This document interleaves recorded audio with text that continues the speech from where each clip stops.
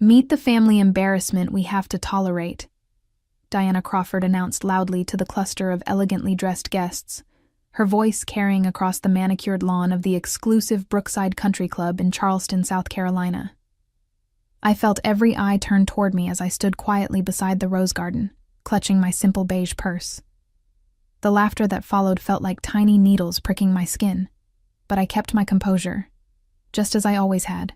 My name is Margaret Thompson, and at 67 years old, I should have been accustomed to Diana's cruel remarks by now.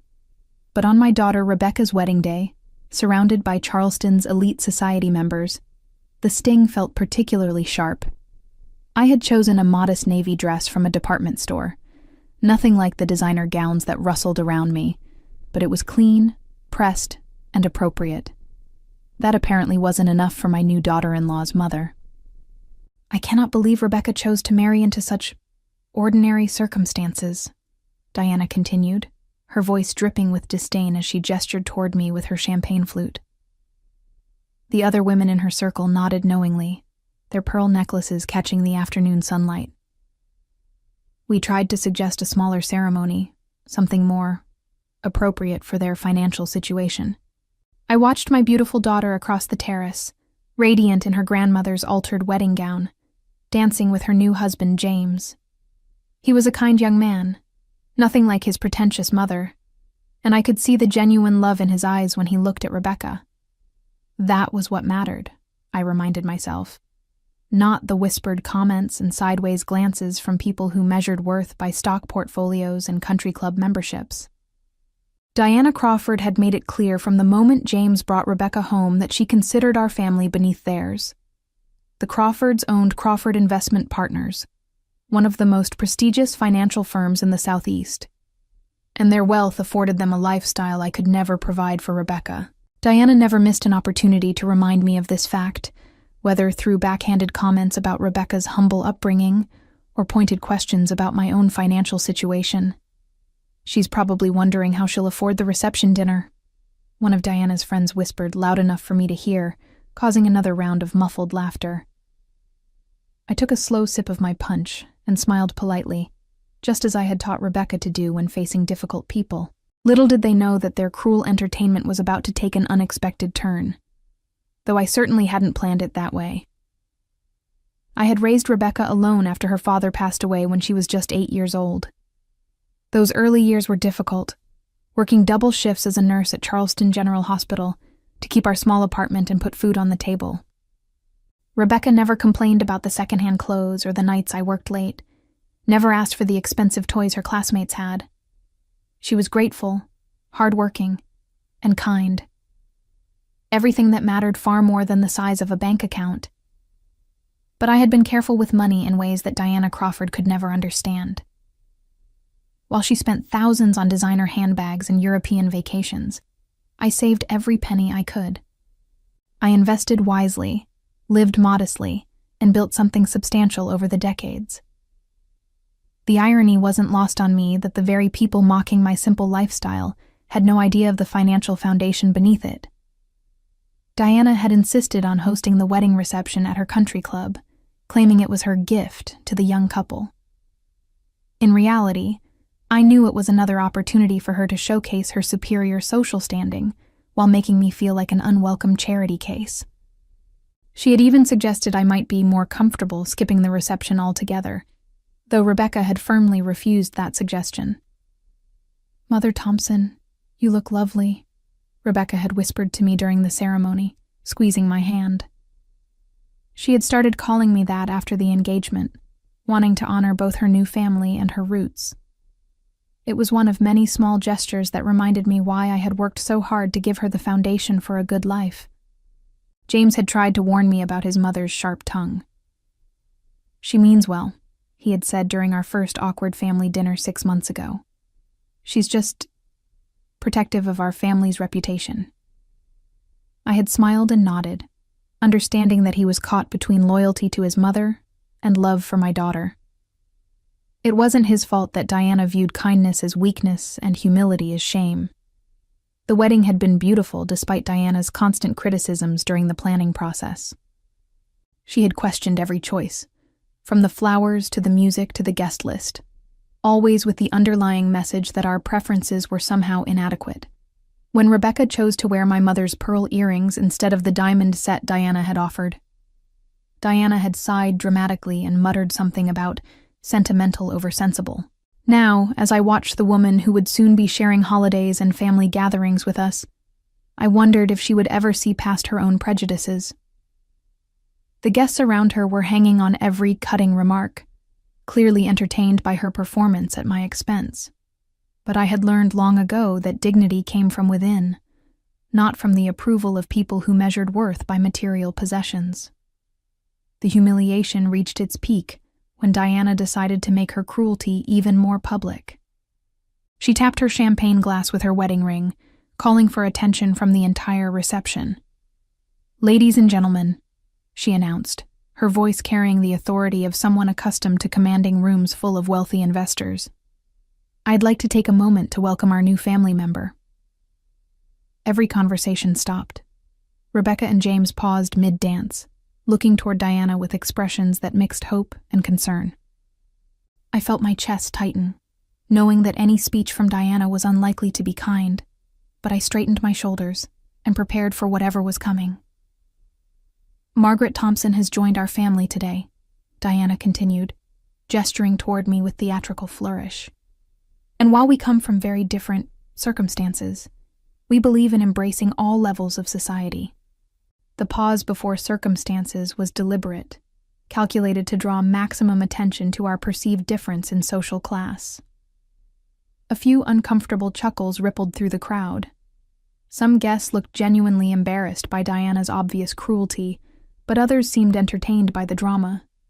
I could see Rebecca's face reddening with anger and embarrassment, her joy in the day being poisoned by her new mother-in-law's public performance.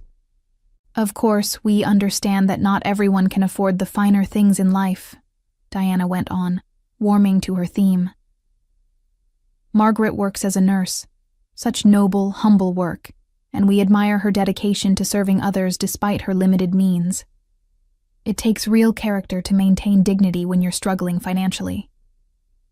The words hit like physical blows. She was painting me as a charity case in front of Charleston's most prominent families, making my daughter's wedding day about my supposed inadequacy rather than Rebecca's happiness.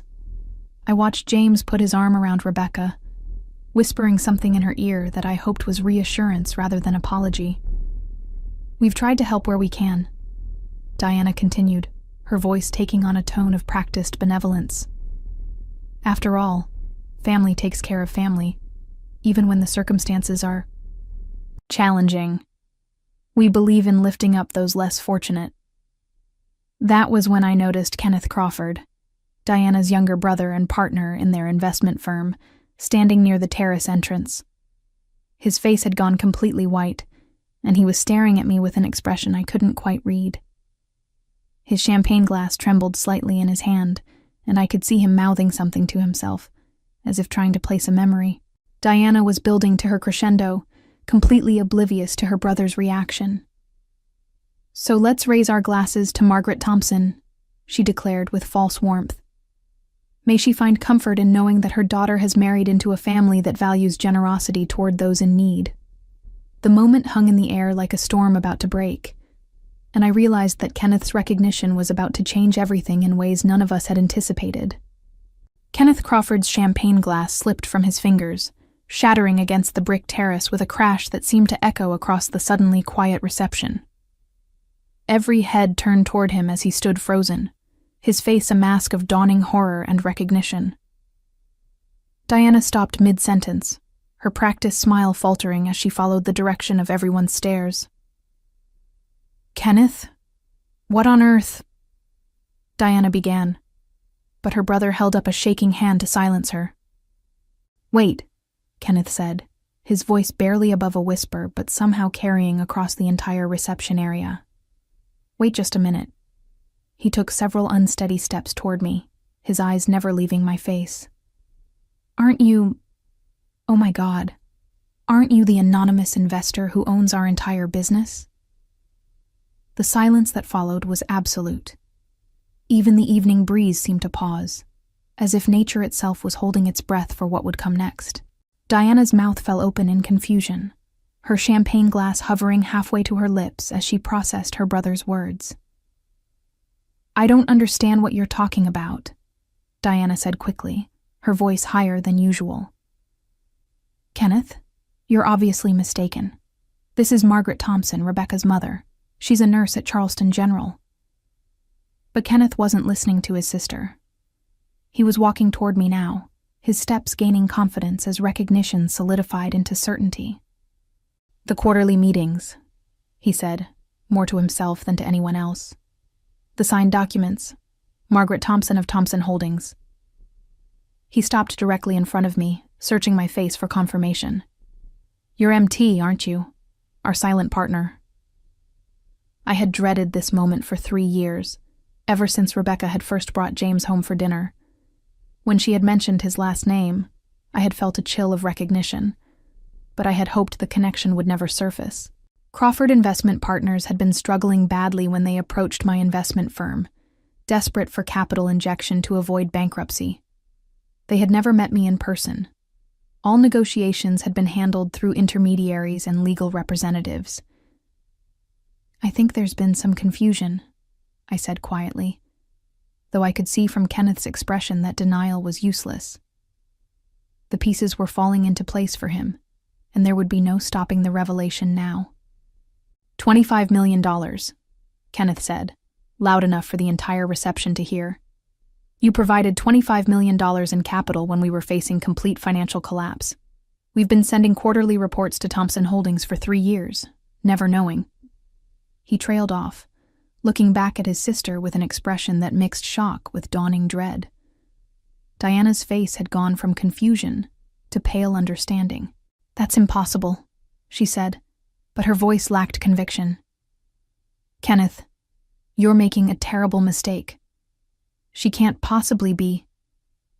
"The investment agreement specifically states that MT maintains controlling interest," Kenneth continued, his voice growing stronger as the full implications hit him. 48% ownership of Crawford Investment Partners, with veto power over major business decisions. He looked around at the assembled guests, many of whom were Crawford Investment Partners clients. "She's not just an investor. She's our primary stakeholder." The whispers started then, a ripple of shocked conversation spreading through the crowd like wildfire.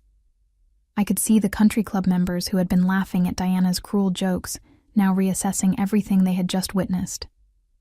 The woman they had been mocking as a struggling nurse was apparently the financial power behind one of Charleston's most prestigious investment firms. Diana's carefully constructed performance was crumbling in real time. Her face cycled through emotions: disbelief, humiliation, and finally, desperate anger. "This has to be some kind of mistake," she said, her voice rising to near hysteria. "Kenneth, tell them this is impossible." "Actually, it's completely accurate," I said, finally finding my voice. The time for hiding was over, whether I had planned it or not. I opened my simple beige purse and withdrew a leather portfolio that I always carried, containing the legal documents that proved my investment holdings. Thompson Holdings has been the primary financial backer of Crawford Investment Partners since March 2022. Kenneth's face was ashen as he nodded confirmation. "We were 3 weeks away from bankruptcy," he admitted to the stunned crowd. "Our client base had shrunk by 60%. We had regulatory fines pending, and our creditors were threatening foreclosure. Ms. Thompson's investment saved our firm, our employees' jobs, and our family's entire livelihood." I could see Diana's world shifting beneath her feet as the full scope of her mistake became clear. She had spent the last hour publicly humiliating the woman who literally owned nearly half of her family's business. The guests around us were beginning to murmur among themselves, and I could see several prominent Charleston families exchanging meaningful glances. "The quarterly reports we've been sending show steady growth since the capital injection," Kenneth continued, his voice growing more strained with each revelation. "Our client assets under management have increased from 42 million to over 200 million. We've been able to expand our services, hire additional advisors, and maintain our reputation in the community. He paused, swallowing hard. All because of Ms. Thompson's investment and ongoing support. Diana made one last desperate attempt to salvage the situation. "Well, if that's true," she said, her voice shaking, "then why didn't she ever tell us? Why keep it secret? It seems rather deceptive." "Because," I said calmly, "the investment agreement specifically includes a confidentiality clause protecting my anonymity. Your firm requested complete discretion regarding the source of the capital injection. I respected that request, just as I respected your family's need to maintain your professional reputation without outside interference." The implication hung heavy in the air. Diana and Kenneth had actively sought to hide their financial crisis and their dependence on outside investment. They had wanted to maintain the appearance of family-owned success while secretly relying on my capital to stay afloat. Kenneth looked like he might be sick. "Diana, do you understand what you've done?" he whispered, loud enough for nearby guests to hear. She could withdraw her investment at any time. The agreement includes termination clauses that allow her to liquidate her position with 90 days' notice. 90 days, Diana repeated numbly, the full weight of her public humiliation finally sinking in. Around us, the country club elite who had been laughing at her cruel jokes were now watching her complete social destruction with fascination. The woman who had positioned herself as Charleston's arbiter of social worth had just revealed herself to be entirely dependent on someone she had publicly ridiculed. "Ms. Thompson," Kenneth said, turning to address me with a respect that was painfully absent from his sister's earlier performance. "I want to apologize on behalf of my family for any discomfort you've experienced today. I had no idea you were Rebecca's mother. And if you had known, you would have treated me differently," I interrupted gently. "But the person you're apologizing to is the same person your sister spent the last hour mocking. The only thing that's changed is your understanding of my financial situation." The truth of that statement settled over the reception like a blanket, and I could see it registering on faces throughout the crowd. Diana's hands were shaking so badly that she had to set down her champagne glass on a nearby table. The woman who had commanded the room with her cruel performance just minutes earlier now looked small and desperate. "Margaret," she said, her voice barely recognizable from the confident tone she had used to humiliate me. "I think there's been a terrible misunderstanding here." "No misunderstanding," I replied, keeping my voice calm and measured. "You made your feelings about me quite clear. You believe I'm an embarrassment to your family, someone whose humble circumstances require your charitable tolerance." I looked around at the assembled guests, many of whom were now avoiding eye contact with Diana. "You wanted to make sure everyone here understood exactly how you view me." Kenneth stepped forward, clearly trying to salvage what remained of his family's professional reputation. "Ms. Thompson, please understand that Diana had no idea about your business relationship with our firm. If you had known, you would have treated me with the respect that money commands," I said, cutting him off. "But respect shouldn't be conditional on wealth, should it?" I let that question hang in the air for a moment. "Your sister didn't mock me because she thought I was poor. She mocked me because she thought she could get away with it." Diana finally found her voice again, though it came out as a desperate whisper. "I was just trying to welcome you to the family. Sometimes my words come out wrong when I'm nervous." "You called me a family embarrassment," I said clearly, ensuring everyone present could hear. "You suggested I was struggling financially and needed your charitable assistance. You made my daughter's wedding day about your supposed superiority over someone you considered beneath you." I paused, letting the words sink in. "None of that was nervous chatter, Diana. That was calculated cruelty." The guests were now openly staring at Diana, their earlier amusement replaced by uncomfortable recognition. Several country club members were whispering among themselves, and I could see at least 3 couples preparing to leave early. Diana's social performance had backfired spectacularly, revealing her character in the harshest possible light. "What can we do to make this right?" Kenneth asked desperately. "Surely we can work through this misunderstanding." "This isn't a business negotiation, Kenneth," I said firmly. "This is about how your family chooses to treat people they believe have less power than they do. You can't negotiate your way out of character flaws."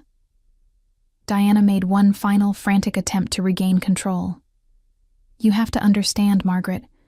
I've been under so much stress planning this wedding. I wanted everything to be perfect for James and Rebecca. Sometimes when I'm anxious, I say things I don't mean. The wedding planning stress made you call me an embarrassment in front of 100 people?" I asked, raising an eyebrow. "It made you suggest that my financial struggles were something to pity?" I shook my head. "Diana, the stress revealed who you really are. It didn't create a different person."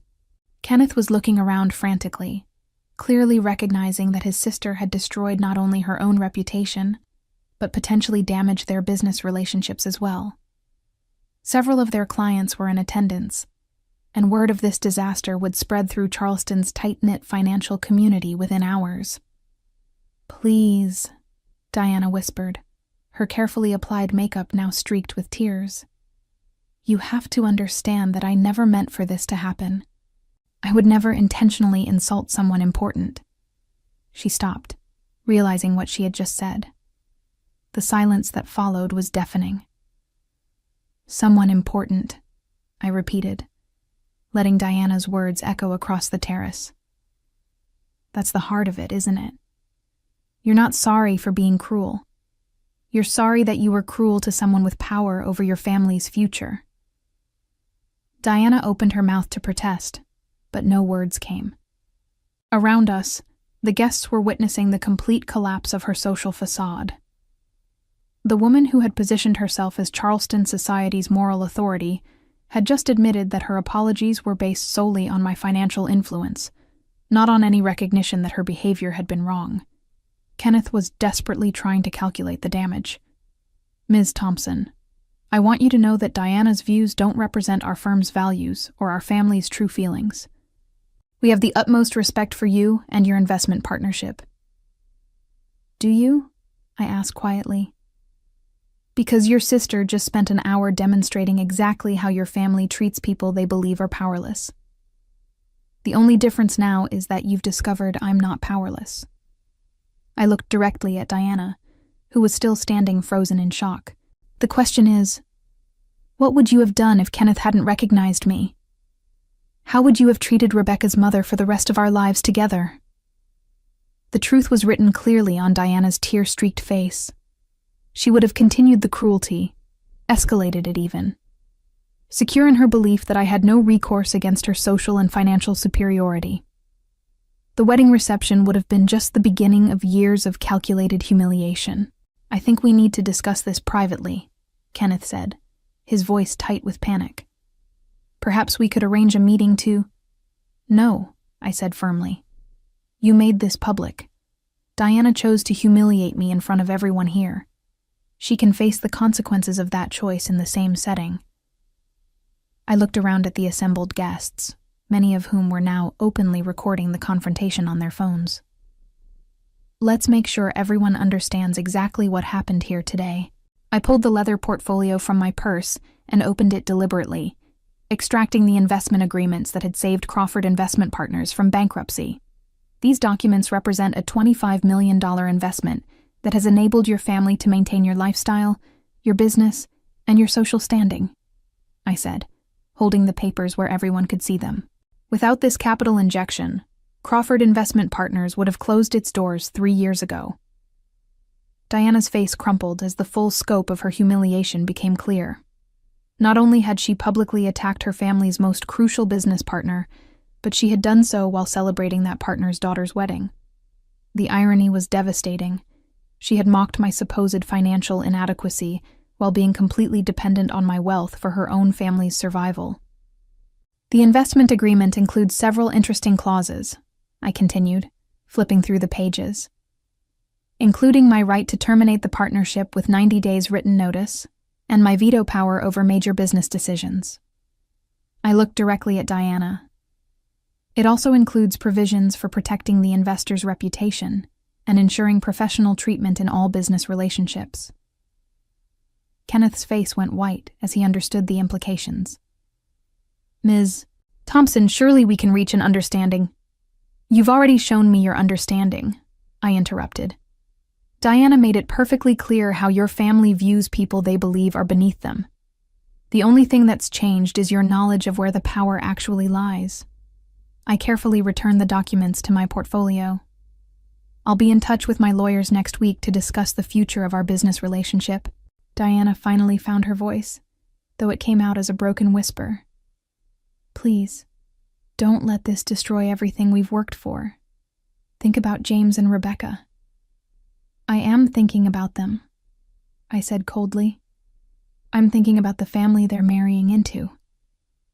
Diana Crawford's reputation in Charleston's exclusive social circles was irreparably destroyed within days of the wedding disaster.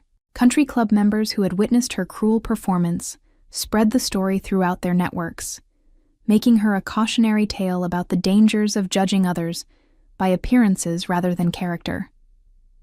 Her membership in several prestigious organizations was quietly terminated when society leaders learned she had publicly humiliated the anonymous investor whose $25 million had saved her family's failing business. Client confidence in Crawford Investment Partners plummeted as word spread through the financial community about Diana's appalling judgment and treatment of their firm's primary stakeholder, resulting in significant account withdrawals and forcing Kenneth to offer her a purely ceremonial role with no client contact. The investment firm faced months of uncertainty as I explored options to withdraw my capital and partner with more appreciative firms, ultimately agreeing to maintain the investment only after Diana was completely removed from any business operations, and Kenneth implemented comprehensive sensitivity training for all family members involved in the company. As I watched Rebecca and James drive away from their reception, their happiness unmarred despite the day's drama, I felt a deep sense of satisfaction that went beyond simple revenge. The young couple would build their marriage on a foundation of genuine love and respect, free from the toxic influence Diana had planned to wield over their lives, and they would always know that true worth comes from character rather than bank balances. Sometimes the most powerful response to cruelty is simply allowing people to discover how profoundly they have misjudged those they choose to mock, proving that dignity and strength often hide behind the most unassuming facades, waiting for the right moment to reveal themselves and restore the balance that prejudice had tried to destroy.